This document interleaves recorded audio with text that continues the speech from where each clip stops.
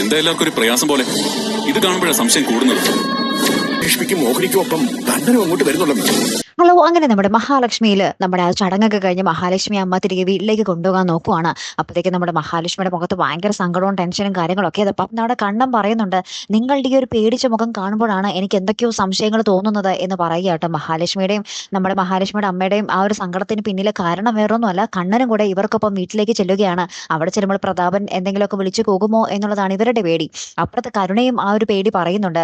നമ്മുടെ മഹാലക്ഷ്മിനോടോ അമ്മയോടോ ആരോടൊക്കെയോ പറയുന്നുണ്ട്, ഇനി അവിടെ ചെല്ലുമ്പോൾ എന്തൊക്കെ സംഭവിക്കുമാവോ എന്ന് പറയുന്നുണ്ട്. ഇനി ഉണ്ണിനോടാണോ എന്നറിയില്ല കേട്ടോ.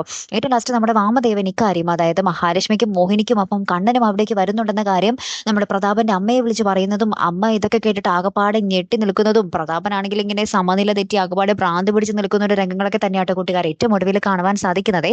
അപ്പം നമ്മുടെ കണ്ണൻ ഇവർക്കൊപ്പം പോകുന്നെന്നും കണ്ണന് നമ്മുടെ മഹാലക്ഷ്മി കാണുമ്പോൾ എന്തൊക്കെയോ സംശയങ്ങൾ തോന്നുന്നുണ്ടെന്നൊക്കെ പറയുമ്പോൾ നമ്മുടെ അനന്തവും ലേഖയും അവരും ഭയങ്കരമായിട്ട് സങ്കടപ്പെട്ടൊക്കെ നിൽക്കുന്നുണ്ട് കേട്ടോ. ഇനി എന്തൊക്കെ പൊട്ടിത്തെറി ഉണ്ടാകും എന്നുള്ളത് ഭയങ്കര പ്രവചനാതീതമാണേ. കാത്തിരിക്കട്ടോ. അടുത്തൊരു വീഡിയോയുമായി വരുന്നത് വരയ്ക്കും ഗുഡ് ബൈ.